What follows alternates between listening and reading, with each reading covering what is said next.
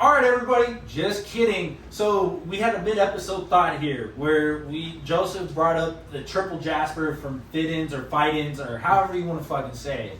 And he pulled it out of the fridge, and we're going to do a side-by-side comparison with probably the beer of the year. Are you guys excited? Oh, hell yeah. This is that territory of... I'm bricked up, as the kids say these days. I'm bricked up, bro. So, the color on this will look pretty similar on the camera, but it's almost like more creamy, and it's a little bit darker, a little bit more like an orangey characteristic to it. So, not as like a pale yellowish, it's more of like an orangey dark yellow in the comparison. So, triple Jasper, 10%er, all Citra hops. Fellas? So, no need to introduce. Yeah. It speaks for itself. Yeah, it's been there. Rated 5, multiple years in a row. Let's do it. Man. It's just such a different taste. As much as I would say this is like, I want to compare it side by side, they're two very different tastes. Completely different. And like, at the time, it sounded like a great idea to compare the two. And like, now it's just like, all right, they're both 5s in 2 separate ways, right? Yeah, I mean, it's so hard. They're both 5s in their own way because triple Jasper is a juicy, creamy melon triple juice bomb. It is sweet, but not like a sugary, boozy sweet. It is almost like having like a melon. Like just you cut open a melon, throw in an IPA, you have the body. It just has such a thick, creamy body to it.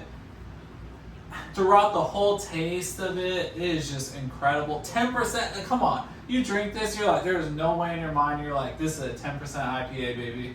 You're like, this is an easy drink. I could drink this whole can, no issue. Yeah, you're right. Aaron, help us out here. You know, triple Jasper is triple Jasper. I don't know. However, the Brewhouse one, and what'd you say, Trun and Yep. Brewhouse, they do something here, which I prefer.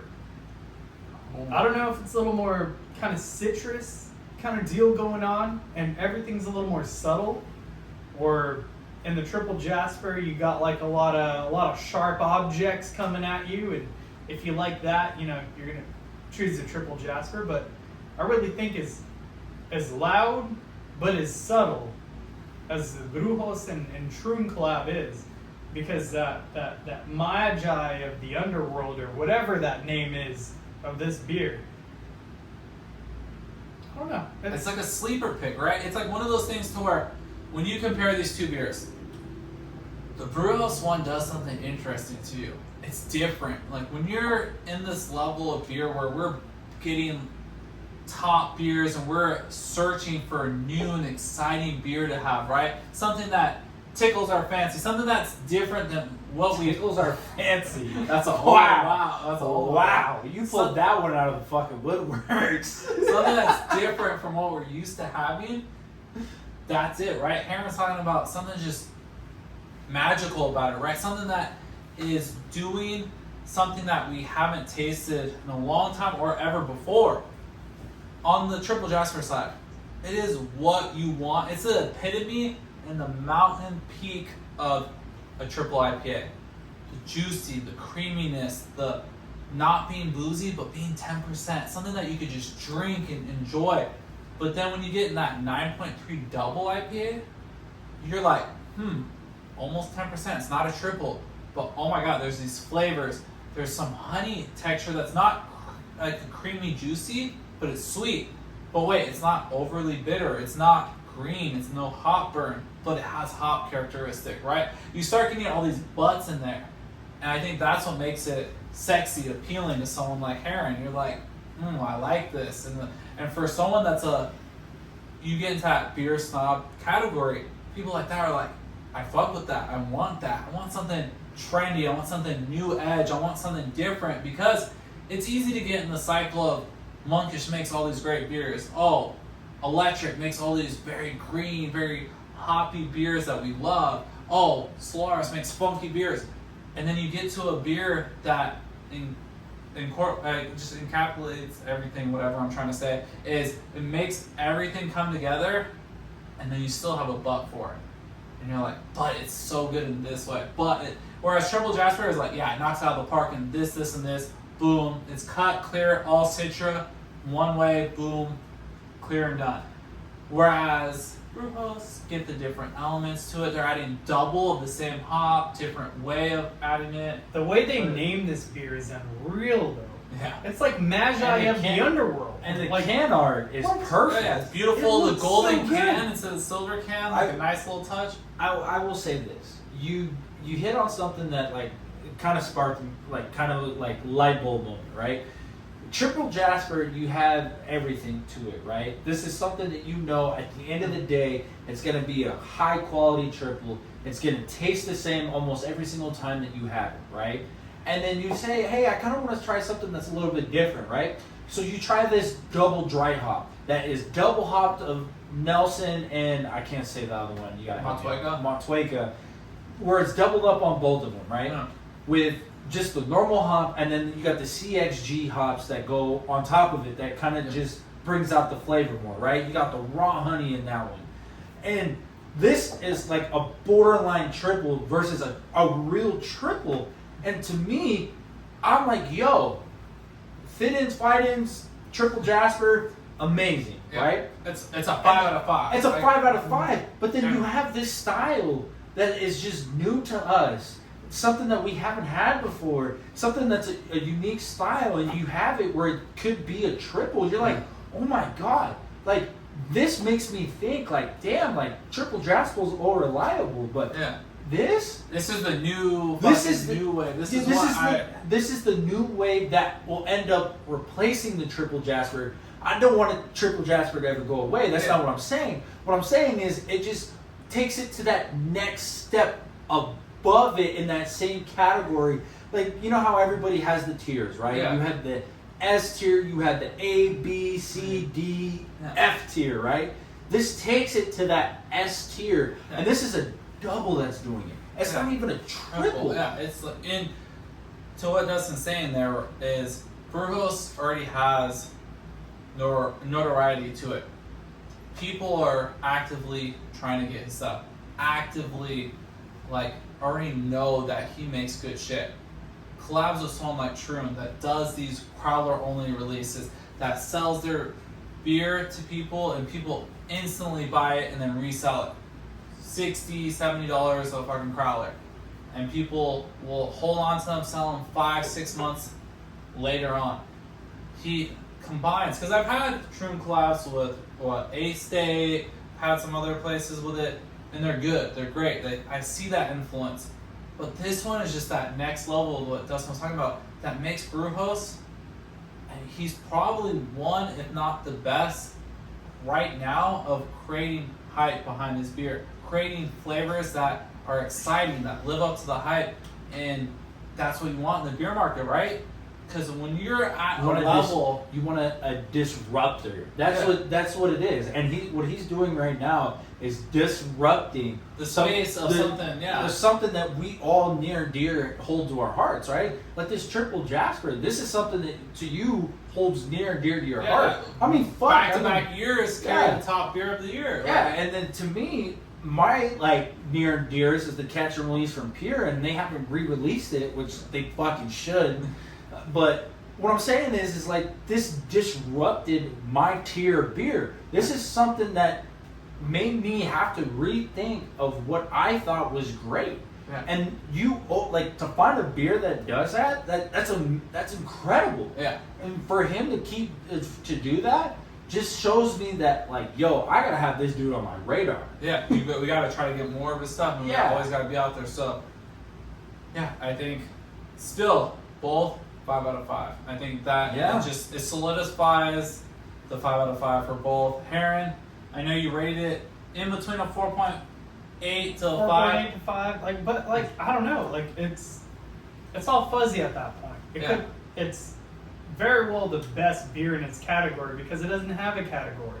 Yeah. It's a hazy IPA. It's a hazy says double. It's a triple. It's somewhere in there. It's when you get to 9-10% ABV, like. Alright, so let's make That's it crazy. simple for you. Which one do you prefer more, the Triple Jasper or the Brew House? Because I already think we know what you're gonna say, but Well, yeah, it's not Triple Jasper. yeah, Like Triple Jasper is great, but Brewhouse is just like they have something. yeah. They have something. There's a little magic there, you know. And I see what you Yeah. did there. It's a little underworld magic, which we actually grow to appreciate here on the podcast. So, I don't know. It's, Alright, Dustin, which one would you pick? So I'm Out gonna of go. the two. I'm gonna go So that's with. fine. I mean, at the end of the day, the Triple Jasper is Thank you. always gonna have a special place in our hearts, right? Yep. This is like. It's like the passing of the torch is a great way to put Yeah, it, right? it's a like passing that of a new torch, age- and it's like what I said. It's a disturber, and I'm gonna go with the disturber, like Yes. somebody who comes in and shakes up the market. Yeah. Because I'm gonna be quite honest with you. This is the first time I've ever had a beer that had CXG hops in it, and for that kind of set the expectation up to Yeah. being like, holy fucking shit, this is like the golden child, you know? And to me, like the Triple Jasper is something that I thought for a triple that I thought I would never find something to top it, but for a double to come in and disrupt it and make me think that is, wow, man, this is like a lot better. Like, yeah, I'm gonna go with it. Yeah, and I think that's a great way to put it. Is Triple Jasper 2 years in a row my favorite beer. I've paid my $20 a can. I've had the most probably, I would assume, for someone that doesn't live there to have, and I think it's time to say that something has come to that point and disrupted it. And even though they're both a 5 out of 5, I think the Brewhouse and Troon collab showed the potential and lived up to the hype, and will now be a new scale for us to judge beer off of in this category. So that is really cool. That is something that we haven't had on the podcast in a long time, and we will look forward to finding something that will match that and will give us that same energy. That's why we had to do the back-to-back episode. That's why we wanted to do this side by side, because we needed to know. We wanted to, and now it gives us that perfect, it's like a storybook ending for us, right? It's the It also passing of the torch. Well, it also allows us- gives you guys the insight of how our minds work, Yeah. right? Because like we mentioned this in the middle of a fucking podcast episode and a biting 10. And we're not episode. those old people that are gonna be like, oh, I'm gonna love this beer forever and it's the best and I'm gonna be stubborn. No, we're always objective. We're always gonna be ready to assess the beer on a fair playing field, and we're not gonna let nostalgia and everything behind it Yeah, ruin it's- or take over. It's like I said, Yeah. it's the thought process that we had. You mentioned, oh, I got a Triple Jasper in the fridge. Maybe we should do a side by side. Like you guys saw the Yeah. thought process, It and was now there. that you guys get this part 2 of the episode, really of like, oh shit, like these guys really did it, Yeah. and like this is how we think about all the time. And like I personally thought I would never find a beer that will like surpass the Catch and Release, because that just has a special place in my heart, because that's the beer that won me over to craft beer. Yeah. But for it to take over that beer, like literally, like made me rethink my order of beer. And I'm glad it did that. I'm glad that you shared that with us here on Yeah. the podcast, because let me tell you, that is definitely an eye-opening experience that I thought I would never see in the next like year or two. Yeah. And for it to happen today when I was not expecting it, Yeah, is insane. crazy. Yeah, to have this package come in the other day, and then just to spontaneously do these two today, and to have this experience, that's what beer sharing is all about, right? This is why we do this stuff, to have these experiences, to just be fucking mind blown, and to it excites us, right? Because we have so much good beer. And to have something that excites us and to make us go over the length of our episodes and to make us do back to back. Hey, it's been a while since we could say that we had that excitement, energy. Because normally we do this stuff at the shops and we're sharing with people and have that excitement in person. But to share that with you guys on the podcast and be able to do it back to back and share this experience with You you watched guys, it live. it's fucking awesome. It's great. So that's why we love to do this. This is something that I think that will carry the energy with us into more episodes and to continue to do this journey. This is something that It's fucking awesome to do. So I really like it. I'm curious to see what the CXG hops does. I'm curious In the to future, see what yeah. I'm curious to see what other breweries pick up on it, and I'm curious to see if Brewhost wins Beer of the Year, because if they win Beer of the Year with CXG hops, I feel like a lot of people are gonna try to piggyback off of the CXG hops. Yeah. So. Yeah. See what the new trend is. Yeah, we'll see what the new trend is. Like I said, I think this is a disruptor. I think a lot of people who produce the same beer that have been like hits after hits after hits, and a lot more people who get their hands on this, I feel like it's gonna make the market kind of disrupt a little Yeah, bit. and So with the honey in it too. Yeah. You know, like, you know, you get into the mead. We've done mead on the podcast yeah. before. So I'm curious to see what it is. Thank you guys for tuning in to Yeah, this I appreciate episode. you guys. Sorry it's a little bit longer. I know this was supposed to be a beer and 10 episode. episode, but we just, like I said, we had a mid-thought, mid-podcast, and we did it. Thanks for tuning in. Don't forget to like, subscribe, and see us next time. Yep. Later, guys. Cheers. Cheers.